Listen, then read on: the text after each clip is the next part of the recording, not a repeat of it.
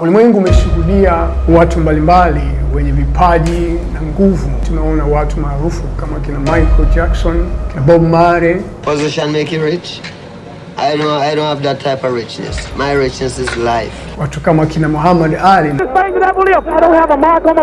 Pele na Maradona, kina Messi, lakini watawala wameonekana. Wamesikia historia za watu kama kina Hitler na mambo yao.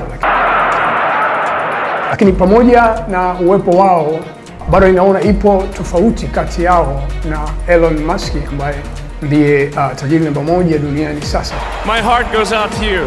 Lakini ukimwangalia Elon Musk amekuwa wazi kuliko matajiri wengine walioonekana. Upo uongo ambao unakuja, wako watu wenye ajenda ovu kwa ajili ya dunia, lakini pia wako watu wenye ajenda njema kwa ajili ya dunia.